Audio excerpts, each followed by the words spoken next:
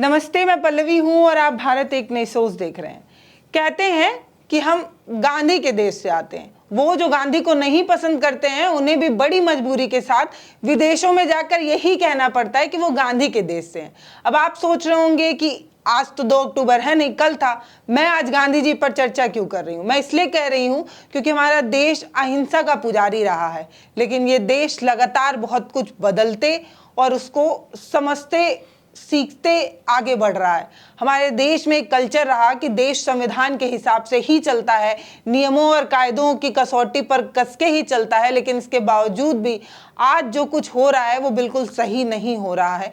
ये मैं इस बिना पर कह रही हूँ क्योंकि कल 2 अक्टूबर था। कल मैंने देखा कि सोशल मीडिया पर ट्रेंडिंग मुद्दा बना रहा और ये कहा जाता रहा कि भारत अहिंसा का पुजारी देश रहा, ये रहा वो रहा, लेकिन इस बात में कितनी सच्चाई है? क्योंकि हमारे देश में एनकाउंटर जैसी चीज़ें हो जाती हैं, हमारे देश में और बहुत सी चीज़ें हैं जो गलत हो रही हैं, इस पर कोई बोलता नहीं है। कुछ चंद लोग हैं जो ऐसे मुद्दों पर बात करते हैं। ऐसे ही एक शख्स हमारे आपको फ्रेम में भी नजर आ रहे होंगे, संपूर्णानंद मल जी हैं। इन्हें पूर्वांचल गांधी कहा जाता है। इसके अलावा पढ़ने में और चीज़ों में सर आपका बड़ा नाम भी है, आप संविधान को भी हर समय पढ़ते रहते हैं। तो ये बताइए कि 2 अक्टूबर था कल जी। कहने के लिए हम गांधी के देश से आते हैं, हम अहिंसा पुजारी, हम अहिंसा को पसंद करते हैं, लेकिन हिंसा में हम कहीं पीछे नहीं हैं। मतलब जो देश कानून से चलने वाली बात कहता है वही देश कहीं ना कहीं पुलिस को इतनी इजाज़त दे देता है कि सड़क चलते पुलिस किसी पर भी गोली चला सकती है, कानून व्यवस्था के नाम पर किसी का भी जान ले सकती है। इस पर आप क्या कहना चाहेंगे? पहले आपका बहुत स्वागत है। वेलकम पल्लवी जी को, एडिटर भारत एक नई सोच, और ब्रिजेंद्र जी को। अच्छा आपने हमसे सवाल किया। कल मैं घर ही पर, मेरी तबीयत चूँकि ख़राब थी तो मैं कल घर पर ही ज्ञापन जो है मुझे देना था। बहुत शॉर्ट छोटा सा नोटिस आपने लिखा या अपनी छोटी सी बात आपने लिखी? मैं ये लिखा हूँ कि हत्यारी एसटीएफ तोड़ दी जाए। मेरा जो शीर्षक है पत्र का वो ज्ञापन है, मेमोरेंडम है टू द रिस्पेक्टेड मुख्य चीफ मिनिस्टर और ऑनरेबल ऑनरेबल चीफ मिनिस्टर और ऑनरेबल गवर्नर के सामने, और वो दोनों गया है रिस्पेक्टेड कलेक्टर साहब की ओर से और कमिश्नर की ओर से। मैंने यही कहा है कि एसटीएफ तोड़ दिया जाए, एसटीएफ हत्यारी एसटीएफ तोड़ा जाए, जिसको from very beginning initial stage में जब ये पैदा हुआ था, जब श्री प्रकाश शुक्ल ने कल्याण सिंह को मारने की धमकी दी तो उन्होंने केवल कल्याण सिंह को जिंदा या मुर्दा, यही उनकी वर्डिंग थी कि हमको श्री प्रकाश चाहिए जिंदा या मुर्दा।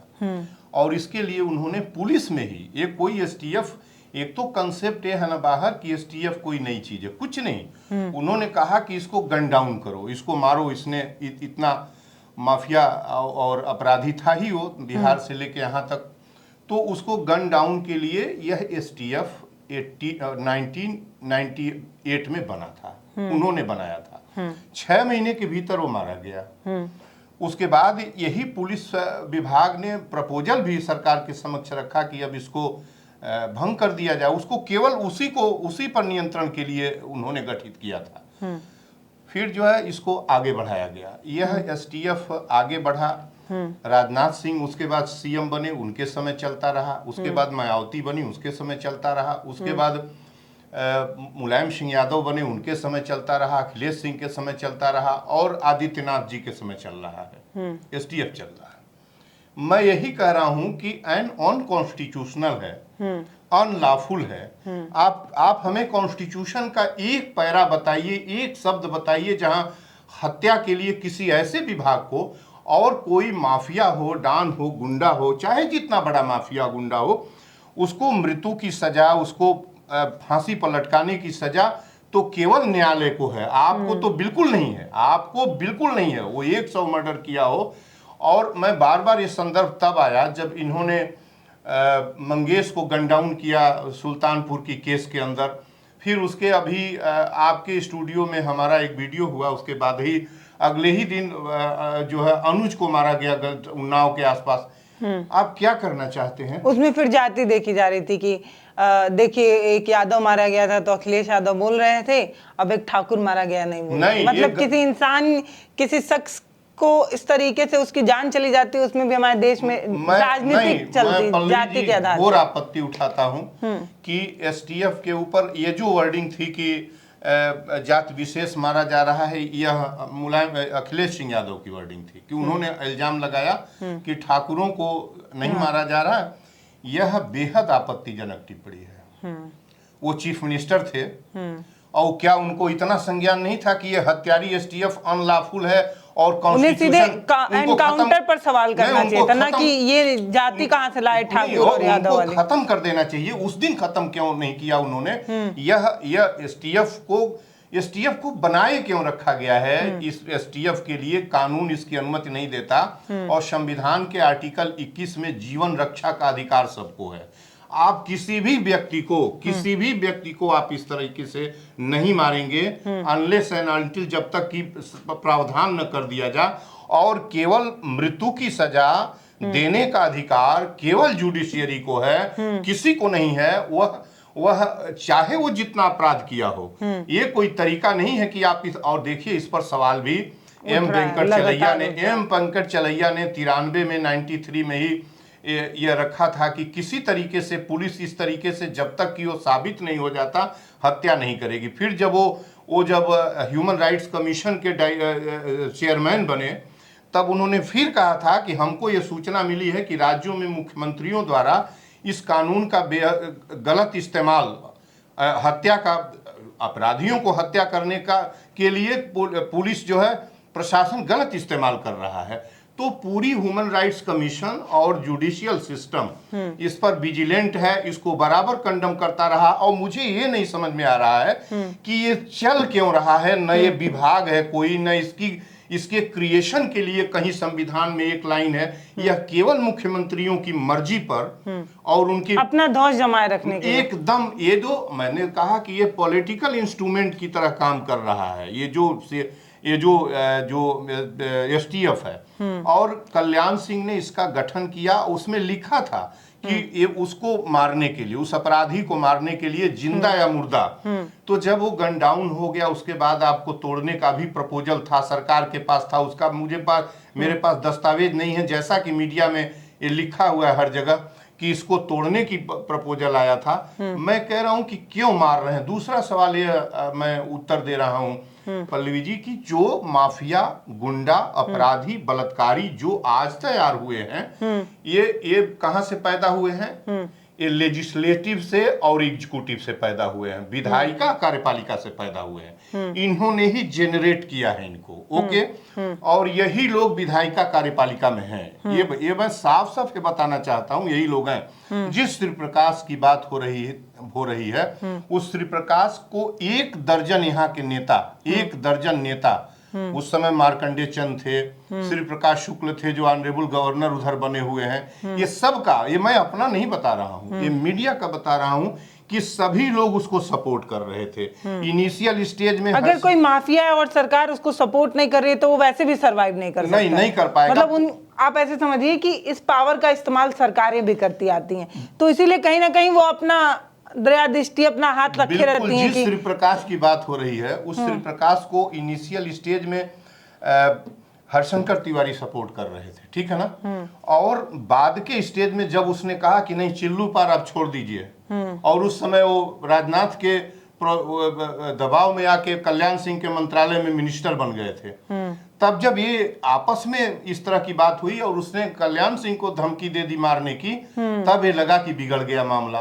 इसके पहले वो कितनी हत्याएं कर चुका था, बिहार से लेके यहाँ कहीं कोई देखने वाला नहीं था। 1 दर्जन पॉलिटिकल पर्सन्स उसको सपोर्ट का पुश बैक कर रहे थे श्री प्रकाश को। और किसी को भी आप ले लीजिए ना, कि मैं तो बार बार कहता हूं कि आप यदि आपने मंगेश को, अनुज को, इनको मारा क्यों? यदि आप ये दोषी थे तो सजा मिलती, कोर्ट देता। सुल्तानपुर हत्याकांड में, लूट कांड में शामिल थे, तो फिर आपको मारा क्यों? आपने लूटा उन्होंने, मैं मान लिया लूटा, एडमिट कर रहा हूं, लूटा, मारे, गोली कैसे चली उसके उस पर? और अब आप बेमतलब का इनकाउंटर की बात कर रहे हैं। एक भी इनकाउंटर जो कहते हैं नजर के सामने कहीं इनकाउंटर नहीं होता, चाहे विकास का मामला हो, चाहे एसटीएफ अतीक को लेके आई थी, किस तरीके से शूटर से बुलवा के इनवाइट करके मरवाया गया, जिस भी तरह से मारा गया, तो ये कहीं कुछ दिखाई नहीं देता। और हम कह रहे हैं कि यदि मंगेश और अनुज मारे जा सकते हैं तो ब्रजेश सिंह जो इस समय पार्टी में, किसी पार्टी में, भाजपा के ही पार्टी में या किसी में हो, हमसे इससे मतलब नहीं है, ब्रजेश सिंह है, ब्रजभूषण शरण सिंह है, जो रघुनाथ प्रताप सिंह राजा भैया है, और जो है धनंजय सिंह है, अमरमणि है, ये सभी जो है लेजिस्लेशन एग्जीक्यूटिव के मेंबर रहे हैं और आज भी इसमें से ज्यादातर हैं। मैं ये कह रहा हूं कि आपका एसटीएफ ये गैंगस्टर है, ये गुंडे हैं, ये अपराधी हैं, ये माफिया हैं, ये रेपिस्ट हैं, ये प्रोमिनेंट फिगर मैं बता रहा हूं। लेकिन मैं ये नहीं कह रहा हूं कि इनकी भी हत्या होनी चाहिए, नो,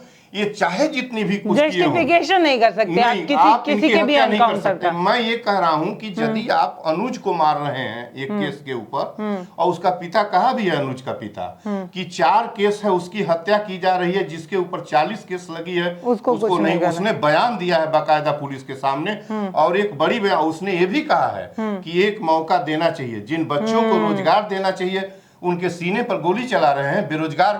बेरोजगार क्या करेगा? पर बेरोजगारी का ये मतलब थोड़ी है कि वो लूट और चोरी नहीं, बेरोजगारी का यही मतलब है। आप इसका देखिए, इसका रिजल्ट यही आएगा, इसका रिजल्ट यही आएगा कि उसको रोजगार दीजिए, गरीब आदमी ये ठीक है, लेकिन हम बेरोजगारी को भी वो नहीं मान सकते कि अगर कोई बेरोजगार है तो वो चोरी करने लगे। लीड करके ले गए। सुभाष दुबे का बैकग्राउंड देखिए, विनोद उपाध्याय का बैकग्राउंड देखिए, इसका बैकग्राउंड देखिए, जो है ये श्री प्रकाश का बैकग्राउंड देखिए, हरशंकर तिवारी का बैकग्राउंड देखिए, जो माफिया डान जाने माने, इन लोगों का बैकग्राउंड दे दिए। सब गरीब थे, इनिशियल स्टेज में किसी के पास कुछ नहीं था। इनकी लाइन बदली, इन्होंने आगे बढ़ के जो करना था वो किया। आज भी यही हो रहा। और देखिए, एसटीएफ हत्या से हत्या को, अपराध को अपराध से नहीं रोक सकती, आग से आग नहीं बुझेगा। तो एनकाउंटर एक अपराध है और ये नहीं होना। एनकाउंटर तो मैं खत में ही लिखा हूं कि अपराध है और इसको तोड़ दिया जाए। और मैंने बहुत रिक्वेस्ट के साथ ऑनरेबल जोगी जी से कहा है कि नहीं, इसको खत्म करिए।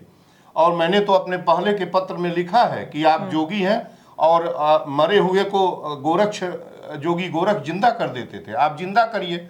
नहीं जिंदा कर पाते अनुज को और मंगेश को, तो एसटीएफ चल क्यों रही है? क्यों चल रही है? हम तो यही पूछ रहे हैं कि एसटीएफ किस न्याय के लिए चल रही है, कौन सी शिक्षा देने के लिए चल रही है, कौन सा रोजगार देने के लिए, कौन सा चिकित्सा? एसटीएफ बनाए क्यों हुए हैं आप?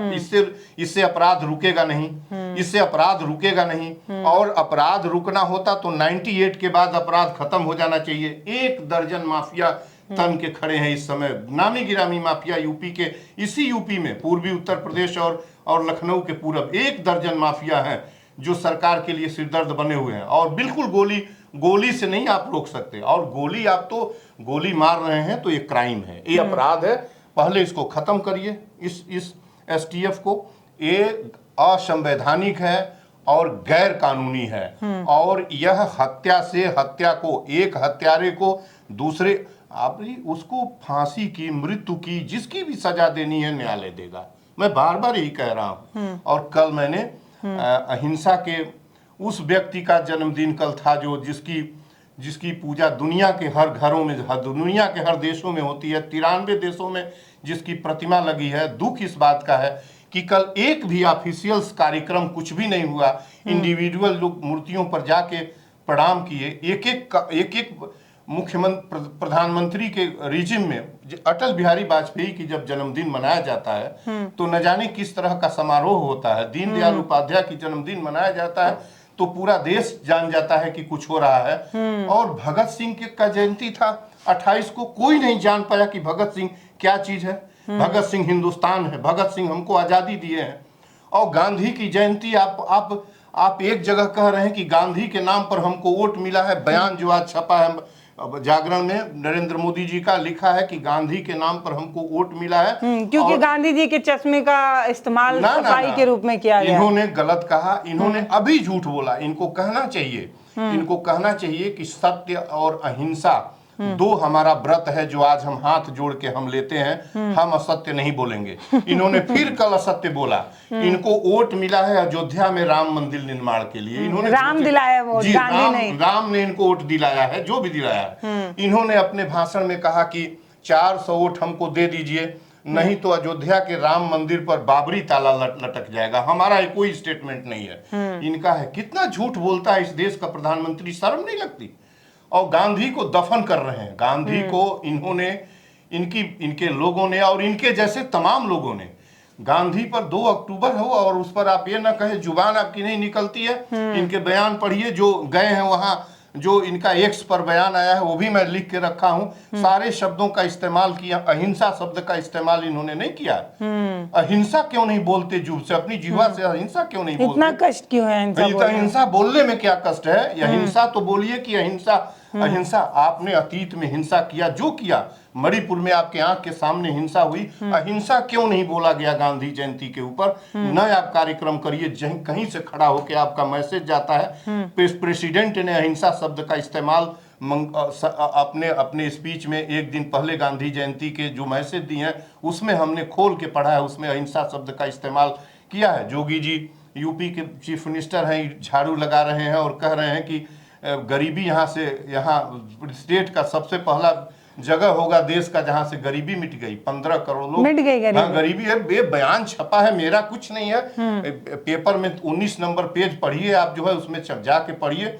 ये क्या कर रहे हैं आप? गांधी के जयंती पर जो है झूठ बोलने में शर्म नहीं लग रही? आप कम से कम कहिए। सच्चाई ये है कि गांधी का देश अब सिर्फ गांधी का इस्तेमाल करना जान गया है, उसको अपने असूलों में लाने का गांधी को अब जरूरत नहीं रह गई इस मुल्क को। और ये जस्टिफाई कर रहे हैं कि अब हिंसा से ही ये मुल्क चलेगा। पूरा हिंसा पसरा हुआ है, विचार में पसरा है। और जो क्रिमिनलाइज्ड मशीनरी है, पूरी डेमोक्रेटिक मशीनरी हो गई है, वो हिंसा से भरी हुई और है। कई बार प्रशंसा और प्रमोशन के लालच में कई लोग संविधान को लांघकर आगे बढ़ जाते हैं। अभी तो देखिए ना कि अभी एक दिन पहले ही सुलखान सिंह जो पूर्व डीजीपी है, उन्होंने कहा है कि जो एसटीएफ है इसके लोग जो है अधिकारी, ये प्रमोशन और सम्मान और पद के लिए ये हत्या पर हत्या करते चले जा रहे हैं। उन्होंने खुला बयान दिया है, छपा हुआ है।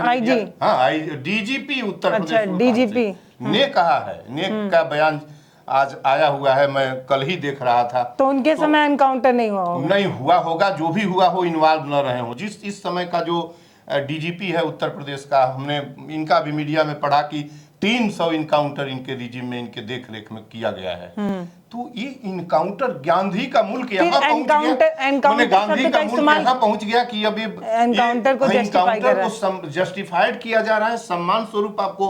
और बताते हैं कि हमारे कार्यकाल में इतने एनकाउंटर में अपना पीठ थपथपाते हैं। ये क्या है? देखिए, ये गलत बात है। और दूसरी बात है कि मैं आपको पल्लवी जी स्पष्ट कर देना चाहता हूं कि आज नहीं तो, मैं तो रिक्वेस्ट कर रहा हूं, आज नहीं 6 महीना भी नहीं बीतेगा, यूपी का एसटीएफ ऑनरेबल कोर्ट इसको तोड़ेगा, ऑर्डर देगा कि इसको भंग कर दीजिए, ये टूटेगा। मैंने तो रिक्वेस्ट पूर्वक जो राज्यपाल महोदया से भी कहा है कि आप जो है आप इसको खत्म करिए, इसको, ये विभाग है ही नहीं है, आप क्यों इसको लिया? इससे अपराध नहीं रुक सकता। अपराध की जड़ों को खोजिए कि क्यों अपराध हुआ है। मैंने देखा कि जितने अपराधी हैं इनिशियल स्टेज में अत्यंत निर्धन है। अपराध की दुनिया में इन पॉलिटिशियंस ने उनको लेके आके इस्तेमाल किया। तो जो गैंगस्टर, रेपिस्ट और क्रिमिनल्स हैं, ये विधायिका कार्यपालिका के उत्पाद हैं और उसी में गए हुए हैं। तो अब इस्तेमाल समय अनुसार कोई जो पार्टी आ रही है उसको अपने हिसाब से कर रही है। एसटीएफ को भंग कर दिया जाए। मैं बार बार जोगी जी से, और आप ऐसा मानते कि 6 महीने के अंदर ये चलेगा? एकदम, वो तो न्यायालय करेगा ही करेगा। मैं PIL अभी गढ़ रहा हूँ, कानून के घर में देर है पर अंधेर नहीं। वो तो होना ही होना है। जैसे बुलडोजर, क्या हुआ ना कि बुलडोजर को कल तक न्यायालय ने असंवैधानिक घोषित किया ना, गवई की कोर्ट ने। अभी आज जजमेंट, कल तारीख थी 1 तारीख को, उसमें लिखा है कि सड़कों के किनारे जो मंदिर और ये हैं उनको तोड़ दिया जाए, जो इंक्रोचमेंट है उसको तोड़ दिया जाए। बाद के लिए कुछ नहीं कहा है। लेकिन बुलडोजर जिन घरों पर इसलिए कि उसके ऊपर कोई मुकदमा है और तोड़ा गया है, अभी उस पर कार्रवाई होगी। बुलडोजर अच्छा, जितने गलत तरीके से अब चल चुके हैं उन पर भी कोई एक्शन होगा? क्यों नहीं होगा? न्याय यही है कि सुप्रीम कोर्ट उनको उनका घर दिलवाए, जितने की अमानत है उतने दिलवाए सरकार से। अगर कोई सरकारी जमीन पर घर नहीं बनवाया, अवैध कब्जा नहीं किया और तब भी उसका मकान गिर गया है, तो आपको लगता है कि न्याय जब होगा तो उनको फिर से मकान मिलेगा? कहा है पिछले उसमें 26 की तारीख में कि कोई माफिया, गुंडा, लुटेरा, अपराधी यदि घर बनवाया है तो उसको इसलिए नहीं उसका घर बुलडोज करेंगे कि वो माफिया है। आप प्रोसीड करेंगे, आप न्यायालय ले जाएंगे। आज जो 1 तारीख को जजमेंट आया है उसमें आया है कि सड़क के किनारे जो निर्माण हुआ है उसको ध्वस्त कर दिया जाए। जजमेंट में आया है, बिल्कुल ध्वस्त करना चाहिए। मैंने तो बार बार लिखा है कि सड़कों के किनारे जितने मंदिर मस्जिद हैं इनको ध्वस्त करिए, और जितने मंदिर मस्जिद हैं देश के अंदर उनको विद्यालय और चिकित्सालय में बदलिए, ताकि लोगों को शिक्षा मिले। कितना हम पिछड़ते रहेंगे, कितना हम मंदिर मस्जिद को लेके देश को दफन करते रहिएगा, हिंदुस्तान को। क्या इसीलिए भगत सिंह ने आज़ादी दिलाई है क्या इस देश को? मैं ये चाहता हूं कि नहीं, इस तरीके से अपराध नियंत्रित आप नहीं कर सकते। और अपराध आप देखिए ना कि बढ़ता ही गया। 98 में एसटीएफ कोई विभाग है ही नहीं है, पुलिस का विशेष। समझ आ जाएगा एक दिन। कल तक बुलडोजर न्याय को भी माना जाता था कि ये सबसे बेहतर और सबसे सटीक और सबसे जल्दी मिलने वाला न्याय देने का। जी, लेकिन सुप्रीम कोर्ट ने इस बात को कहा है कि ये जो आप कर रहे हैं वो बिल्कुल गलत है। तो एक दिन मुझे लगता है एसटीएफ पर भी कुछ ना कुछ बड़ा एक्शन होगा। बिल्कुल असंवैधानिक है। जब पीआईएल जाएगा, जब सक्षम लोग प्रोसीड करेंगे तो इसको पीआईएल तो ये एसटीएफ तोड़ा जाना है। और यदि ये नहीं टूटता है, नहीं प्रोसीड होती है, तो जो नेक्स्ट सरकार आएगी मुझे ये उम्मीद है कि उसको तोड़ेंगे। और यदि ये सरकार एसटीएफ इसको नहीं तोड़ती है और फिर इसी तरीके से कि अगला कोई मंगेश न मारा जाए, अनुज न मारा जाए, यदि फिर मारा गया तो मैं बता रहा हूं कि सरकारों को दफन होना पड़ेगा। इसी इशू पर दफन होना। जीवन लेंगे आप? जीवन किसी का छीनने का कहाँ लिखा है? जीवन छीनने का? जीवन के लिए मिला हुआ आर्टिकल 21 की जीवन का रक्षा का अधिकार हर व्यक्ति को है, और उसको विधि द्वारा स्थापित व्यवस्था के अतिरिक्त छीन भी नहीं सकते।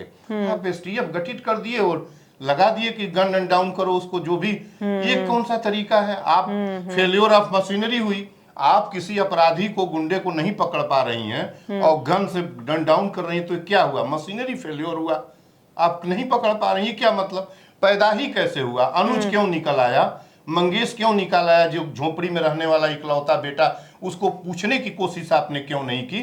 जिस रात में अरेस्ट करके एसटीएफ का डीके शाही ले आया, वो पूछने की कोशिश नहीं किया कि क्यों नहीं तुम क्या बात है कि इस तरीके के रास्ते पर जाए? इतना बात नहीं पूछ सकता था?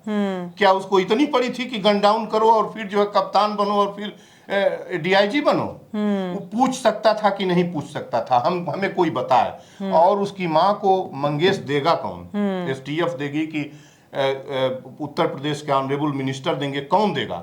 और यदि नहीं कोई दे रहा है तो फिर ये हत्यारी एसटीएफ चल क्यों रही है? ये सब हमारे सवाल हैं। कल मैंने ज्ञापन में ऑनरेबल मुख्यमंत्री को और ऑनरेबल गवर्नर को लिखा है, और मैं जानता हूं कि एसटीएफ भंग होगा। मुझे लगा कि इस मुद्दे पर बात करना इसलिए भी जरूरी है क्योंकि कानून व्यवस्था को बेहतर करने के नाम पर पुलिस को इतना भी हक नहीं दे देना चाहिए या इतनी भी छूट नहीं दे देनी चाहिए कि वो मनमानी हो जाए, क्योंकि कोई भी मनमाना रवैया कभी भी देश के लिए सही नहीं होता है और संविधान से चलने वाले देश के लिए तो बिल्कुल भी सही नहीं होता है। बाकी आप अपनी राय हमें कमेंट सेक्शन में लिखकर बताइएगा कि आपको क्या लगता है कि क्या देश में कानून व्यवस्था बेहतर करने के नाम पर इस तरीके की छूट मिलनी चाहिए। आप अपनी राय हमें लिखकर जरूर दे सकते हैं। नमस्ते, मैं पल्लवी हूँ, आप भारत एक नई सोच देख रहे हैं। सर, आपको बहुत धन्यवाद अपना समय देने के लिए।